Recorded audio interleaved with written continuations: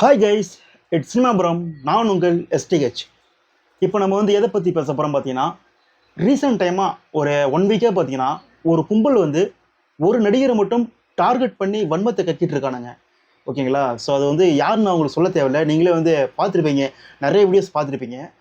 அதாவது யூடியூப்பில் தன்னை பெரும் ஒரு எல்லாம் தெரிந்த புலவல் நினச்சிக்கிட்டு இருக்கிற ஒரு 3 பேர். அவங்க பேர் கூட என்னது, வடைபேச்சு, இந்த கண்ணையும் காதையும் மூக்கையும் போத்துட்டு 3 பேர் உட்காந்துருப்பாங்கல்ல.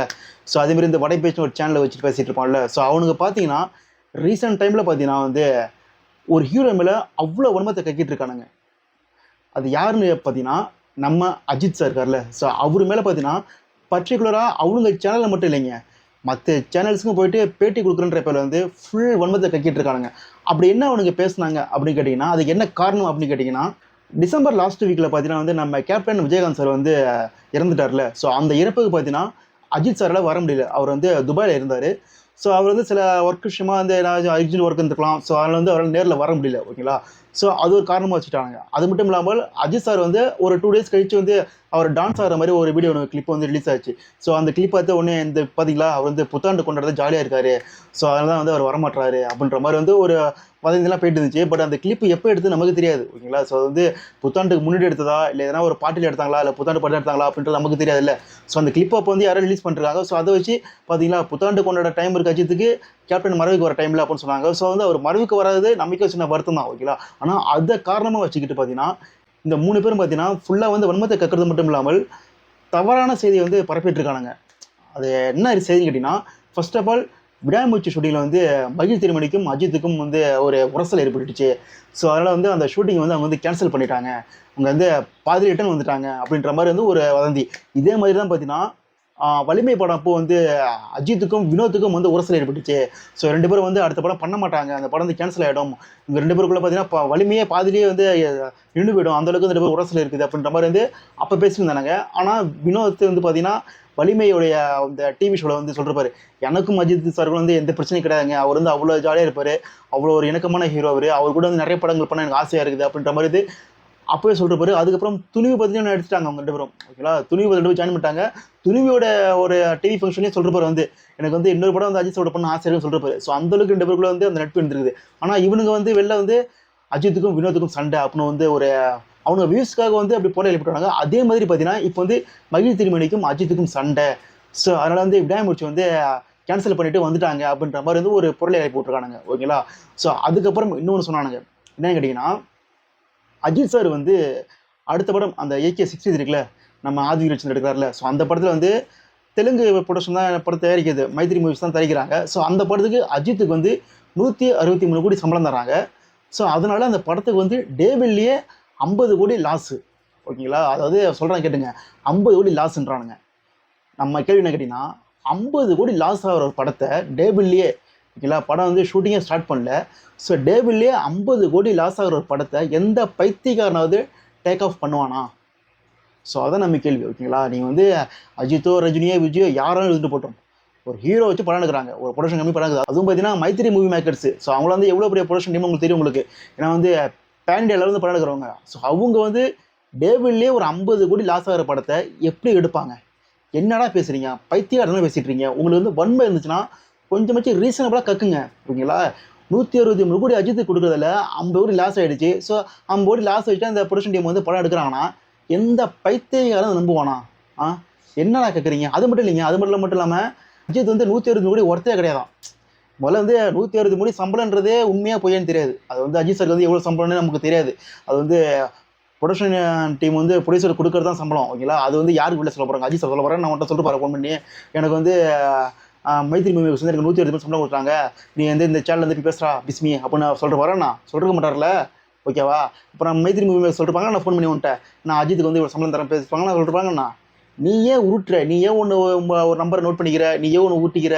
இப்படி தான் விஜய்க்கு 2 கோடி சம்பளம் சொன்னேன், அங்கே பார்த்தா விஜய்க்கு 100 கோடி சம்பளம் குமுதம் மாரப்பத்திரியில் போட்டு விட்றாங்க. இப்படி தான் நீ உருட்டிட்டு இருக்கிற. ஓகேவா? ஸோ அதே மாதிரி 160 கோடி ஃபிக்ஸ் பண்ணிட்டான். ஃபிக்ஸ் பண்ணிவிட்டு இந்த சம்பளத்துக்கு அஜித் ஒர்த்து இல்லை. சரி, உன் கணக்கிலே வரேன், 160 கோடி ஒரு ப்ரொடக்ஷன் டீம் சம்பளம் இருந்ததுன்னா அவங்க ஒர்த்தெல்லாம் கொடுப்பாங்களா? அவங்க ஒர்த்தெல்லாம் எது கொடுக்கணும்? முதல்ல ஹீரோக்கு அஜித்துக்கு ஏன் கொடுக்கணும்? ஓகேவா? சரி, அஜித் இந்த கோடி ஒர்த்து இல்லைப்பா அப்படின்ட்டு அவங்க கவுனி போயிருக்கலாம்ல. எதுக்குடா கொடுக்கணும்? என்னடா பேசுகிற? நீ முதல்ல 5 பைசா கொடுத்தா சொல்லு. 5 பைசா கொடுத்துருக்க அவனால ஒரு மண்ணும் கிடையாது. வெள்ளத்தில் வந்து சென்னை மிதந்துச்சு. உங்கள் சேனல் வந்து எவ்வளோ சம்பாதிக்கிறீங்க? ₹1 கொடுத்துருப்பீங்களா? விளக்குனீங்களா? சொல்கிறதே ₹1 கொடுத்துருப்பீங்களாடா உங்கள் சேனல்லேருந்து? எவ்வளோ சம்பாதிக்கிறீங்க? நம்ம தமிழ் மக்கள் பார்க்குற வியூஸ் தான் நீங்கள் சம்பாதிக்கிறீங்க. மாதம் மாதம் துபாய், மலேசியா, சிங்கப்பூர்னு சுற்றுறீங்கல்ல, ஊரா காசு கொள்ளடிச்சு சுற்றுற மாதிரி சுற்றுறீங்கல்ல, ₹1 கொடுத்துருப்பீங்களா? அந்த சென்னை மக்களுக்கு வந்து ₹1 கொடுத்துருப்பீங்களா? அதுக்கப்புறம் வந்து திருநெல்வேலி எவ்வளோ இருந்துச்சு, ஸோ அதுக்கு ₹1 கொடுத்துருப்பீங்களா? ஒரு 5 பைசாவுக்கு புரிஞ்ச கிடையாது உங்களால். நீங்கள் வந்து மற்ற ஹீரோ வந்து அவங்க வந்து ஒர்த்துலன்றீங்க. இல்லை எந்த கணக்கு சொல்லு. அதுக்கப்புறம் இன்னொன்று சொன்னாங்க, இன்றைக்கி ஒன்று சொன்னாங்க. என்னன்னு கேட்டிங்கன்னா வந்து அஜித் சார் வந்து சென்னை வந்துட்டார். ஸோ சென்னை வந்துட்டு பார்த்தீங்கன்னா வந்து விஜயகாந்த் சமாதிக்கு வந்து போயிட்டு அஞ்சலி செலுத்துறதுக்காக டைம் கேட்டார். பிரேமலதா மேடம் வந்து ஃபோன் பண்ணி டைம் கேட்டாங்க. அதிகாலை 3 மணி டைம் கேட்டார். இதெல்லாம் வந்து எந்த விதத்தில் நியாயம்? அதிகாலை 3 மணிக்கு எப்படி வந்து ஒத்துப்பாங்க? அதெல்லாம் வந்து அவங்க வந்து சைலண்டாக இருந்துட்டாங்க. அவங்க வந்து அப்ரூவ் கொடுக்கவே இல்லை அப்படின்ற மாதிரி வந்து நீ சொன்னாங்க. அது மட்டும் இல்லாமல் தன்னை வளர்த்து விட்ட மக்கள் மேலே அஜித்துக்கு வந்து வெறுப்பாக இருக்குதான். அந்தளவுக்கு வந்து தன்னை வளர்த்து விட்ட மக்கள் மேலே வந்து வெறுப்பை காட்டுற ஒரே ஆள் வந்து அஜித் தானா. டேய் இதெல்லாம் சொல்லிட போகிறான். அவர் வந்து இந்த திருச்சியில் வந்து துப்பாக்கி சூடு நடந்துச்சுல, அப்போ அவரை பார்க்க வந்த கூட்டத்தை அந்த மனுஷன் வந்து வெயிட் பண்ணி ஃபோட்டோ எடுத்து எல்லாருக்கூடையும் ஃபோட்டோ எடுத்து அந்த கூட்டத்தில் ஒரு ஆளை போயிட்டு அங்கே வந்து அந்த கூட்டத்தை தடுக்க அந்த போலீஸை வந்து அதெல்லாம் தடுக்காதீங்க, ஒன்றும் பண்ண மாட்டாங்க, ஃபோட்டோ எடுத்துட்டு போவாங்கன்னு அமைதியாக அதில் மக்கள்கிட்ட ஃபோட்டோ எடுத்து அங்கே வந்து லேடிஸ்லாம் வந்து மனமகிழ்ந்து போனாங்க. அஜித்தை பார்த்துட்டு அஜித் வந்து ஃபோட்டோ எடுத்துட்டு அப்படின்ட்டு மனமகிழ்ந்து போனாங்க. அந்தளவுக்கு வந்து அவங்க மக்களை வந்து அவ்வளோ அரவணைச்சு அவர் பக்கத்தில் இருந்தார். அவர் எப்படி உங்களுக்கு சந்தோஷமா இருந்துச்சா? ரொம்ப சந்தோஷமா இருக்கு. அவர் கேஷுவலாக பேசினது, என் குழந்தைய தூக்கி வச்சிருந்ததுனால ரொம்பவே சந்தோஷம். ஃபேமிலி ஃபோட்டோ எடுத்தோம். அதனால வந்து ஏர்போர்ட்டில் வந்து எங்கே வந்தால் கூட பார்த்தீங்கன்னா வந்து அவர் ஃபேன்ஸ் வந்தால் கூட சீன்னு சொல்ல மாட்டார், ஃபோட்டோ எடுத்துகிட்டு போப்பா அப்போ தான் சொல்லுவார். ஸோ அந்த அளவுக்கு அவர் வந்து அவ்வளோ அனுபவிச்சிருக்காரு மக்கள் மேலே. நீ வந்து இந்த அரசியல் சொம்படிக்கிறதுலாம் வந்து அவருக்கு வந்து தேவையில்லை. நீ வந்து இந்த கலை நூற்றாண்டை வந்து நினச்சில. ஸோ அதுக்கு வந்து அஜித் சார் வரல. இவனுக்கு யாரும் தெரியுமில்ல, அந்த அந்த 100 அந்த 200 அந்த 200 கும்பல் தான் 3 பேருமே, அது நமக்கே தெரியும். ஸோ அதுக்கு வரலையா, அது வந்து மக்கள் மேலே வெறுப்பு காட்டுறவர் தான் அஜித் தான். இந்த அரசியல்வாதிக்கு சொம்படிக்கிறவெல்லாம் அஜித்துக்கு தேவையில்லை, ஓகேவா? அதெல்லாம் நீயே பார்த்துக்க. அவருக்கு மக்கள் வர விரும்புகிறாங்க, அவர் மக்கள் மேலே அன்பாக இருக்காரு. ஸோ அது போதும் அவருக்கு. அவர் வந்து அரசியலுக்கு வர போகிறது இல்லை. அவர் வந்து நிலத்தில் எவ்வளோ செஞ்சுட்டு இருக்கிறதுக்கு அவ்வளோ முடிஞ்ச உதவியை செய்வார்.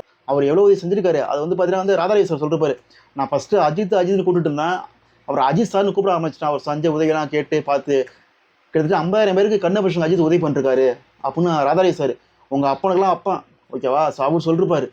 நீ என்ன விளக்க 5 பைசாக்கு பிரயோஜனம் கிடையாது உன்னால். நீ வந்து உட்காந்துட்டே யூடியூப்ல உட்காந்துட்டே 10 நிமிஷம் வந்து மற்ற யூரோப்பில் ஒன்பது கைக்கிட்டு இருக்க. ஸோ முதல்ல அஜித் வந்து சென்னைக்கு வந்து உனக்கு யார் சொன்னான்? துபாயிலேருந்து பார்த்தீங்கன்னா அவங்க ஒய்ஃப் வந்தாங்க, அவங்க பசங்க வந்தாங்க, எல்லாம் ரிட்டர்ன் வந்தாங்க. அஜித் சார் சென்னை ஏர்போர்ட் வந்தாலே கிட்டத்தட்ட 10-15 ஃபோட்டோஸ் வந்துடும். டக்குன்னு வந்துட்டு இருக்கும் ஃபேன்ஸ் கொடுக்குற ஃபோட்டோஸ். ஒரு ஃபோட்டோஸ் வந்துச்சா ஏர்போர்ட்லேருந்து ரீசெண்ட் டைமில் இந்த நியூ இயர்க்கு அப்புறம்? அவர் துபாயிலேருந்து அஜர்பைஜானுக்கு போயிருக்காரு ஷூட்டிங்காக. ஸோ அந்த துபாய் ஏர்போர்ட் எடுத்த ஃபோட்டோ தான் தவிர சென்னை ஏர்போர்ட்டில் எடுத்த ஃபோட்டோஸ் ஒரு ஃபோட்டோஸ் வந்துச்சா? ஒன்றும் வரல. ஷாலினி மேம் வராங்க, அவங்க பசங்க வராங்க. ஸோ அந்த ஃபோட்டோஸ் தான் சென்னை ஏர்போர்ட்டில் வந்துச்சு தவிர அஜித் வர ஃபோட்டோஸ் எங்கேயும் வரவே இல்லை. ஸோ அவர் சென்னைக்கே வரல. அப்படி இருக்கும்போது நீ அவர் வந்து சென்னைக்கு வந்துட்டார், விஜயகாந்த் நினைவுக்கு வந்து அதிகாலை 3 டைம் கேட்டிருக்காருன்னு ஒரு பொருளையை கிளப்பிட்டு அவர் மேலே வந்து எதுக்கு நீ உண்மத்தை கைக்கிட்டு இருக்க? உங்கள் சேனல் தான் பார்க்க வந்து ஒரு அவ்வளோ கஷ்டமாக இருக்குன்னா நீ உட்காந்து எல்லா சேனலையும் உட்காந்துட்டு வந்து வன்மத்துக்கு கேட்குறிய? இல்லை என்னது உனக்கு பிடிக்கிற ஹீரோ போல நீ போந்து பேசிட்டு போடா. அந்த ஹீரோ நம்பர் 1, அந்த ஹீரோ பிஸ்னஸ் 500 கோடி, அந்த ஹீரோ சம்பளம் 3 கோடி போந்துட்டு போ. மற்ற ஹீரோவை என்ன விளக்கணிக்கு நீ இந்த டிகிரேட் பண்ணுற சொல்லு. அவங்க ஃபேன்ஸ் வந்து நீ கண்ணில் மாட்டினா என்ன பண்ணுவானுங்க? அந்த இப்படி பேசுகிறல நீ இவ்வளோ பேசுகிறல மற்ற ஹீரோ டிகிரேட் பண்ணுறல. நீ இதே ஆள் என்ன பண்ணணும்னா, இப்போ அஜித் படம் வந்து விடாமுயற்சி வரப்போது ஃபர்ஸ்ட் ஷோ. ஸோ அப்போ வந்து நீ வந்து தேட்டரில் போய் வந்துட்டு சொல்லு, இதுமாரி அஜித் வந்து ஒர்த்து இல்லை அப்படின்னு சொல்லிட்டு உயிரோட வெளில வந்துடு. முடியுமா? முடியாது இல்லை. ஸோ அதேமாரி தான் அந்த ஃபேன்ஸ் அவர் வெறித்தனமாக இருக்கானுங்க. வெளியே சொல்லி மாட்டிக்காதே வெளில போயிட்டு, சரியா? ஸோ அதாங்க மக்களே, நம்ம என்ன சொல்கிறோம் பார்த்தீங்கன்னா, இவனுங்க சொல்கிறது வந்து 100% உருட்டாக தான் இருக்கும். அவனுங்க ஃபேவரட் ஹீரோக்கு ஃபேவரட்டாக பேசுவானுங்க. அவனுக்கு வந்து ஒரு ஹீரோ வந்து பிடிக்கலனா வன்மத்தை வந்து பொய்யா கைக்கிட்டு இருப்பானுங்க. இப்படி தான் வந்து ரஜினி சினிமாவில் கைக்கிட்டு இருந்தானுங்க. இந்த சூப்பர் ஸ்டார் படத்தை வந்து ரஜினி சார்லேருந்து விஜய் சார் கொடுக்கறதுக்கு வந்து ரஜினி சினிமாலேருந்து அவ்வளோ வன்மத்தை கைக்கிட்டு ரஜினி சார் ஒன்றுமே சொல்லியிருந்தாங்க. தூக்கி மூஞ்சில் ஒரே அடிச்சார் ஜெயிலர் படத்தில். அடிச்சுட்டு அடுத்த படம் வந்து வேட்டையன், அப்புறம் லோகேஷ் படம் புக் பண்ணிட்டு மனுஷன் வந்து அப்படி போயிட்டார். உடனே இப்போ அஜித் வந்துட்டானுங்க. அஜித் ஒருத்தர் வந்துட்டானுங்க. அஜித் மாதிரி தான் இப்போ விடாமுயற்சி சம்பவம் பண்ணும்போது. ஸோ அதுக்கப்புறம் வந்து வெற்றிமாறன் படம் சொல்லிட்டு இருக்காங்க. ஸோ அதெல்லாம் வந்துச்சுன்னா இவனுக்கு வந்து அவ்வளோதான், முடிஞ்சு போச்சு. இப்படி புகைச்சிலே பொங்குவானுங்க. மக்கள் வந்து புரிஞ்சுக்கணும். இதுமாதிரி எச்சைகள் சொல்கிறது வந்து உண்மை நினச்சிக்கிட்டு வந்து ட்விட்டரில் வந்து வீடியோ கட் பண்ணி அதை போஸ்ட் பண்ணிக்கிட்டு அதை ஷேர் பண்ணிவிட்டு, ஏன்னா பாமர மக்கள் நிறைய பேர் இந்த ஃபேஸ்புக்லாம் பார்க்குறாங்களே, வீடியோஸ் பார்க்குறாங்களே. ஸோ அவங்களாம் நினச்சிக்கிறாங்கன்னா இவங்க சொல்கிற உண்மை நினச்சிக்கிறாங்க, ஓகேவா? ஸோ அதுதான் ஒரு பெரிய ப்ளஸ் பாயிண்டே உங்களுக்கு. இப்போ வந்து விவரம் தெரிஞ்சவன் காலேஜ் இப்படி போயிடுவான், விவரம் தெரியாத ஒரு பாமர மக்கள் வந்து ஒரு செல்லை வச்சுட்டு வீடியோ பார்க்குறான்னா, ஓ அஜித் இப்படிப்பட்டவரா, சி என்ன இவ்வளோ மனுஷன் மோசமானவர்னு நினச்சிப்பான். ஸோ அதுதான் இவங்களுடைய ப்ளஸ்ஸு. ஸோ அதை டாட் பண்ணி தான் இவங்க வந்து கதையை ஊட்டிகிட்டு இருக்கானுங்க. ஸோ இதே மாதிரி எச்சங்களை வந்து ஒதுக்கி வைப்போம்னு சொல்லிட்டு மீண்டும் சந்திப்போம். டாட்டா, பாய் பாய்.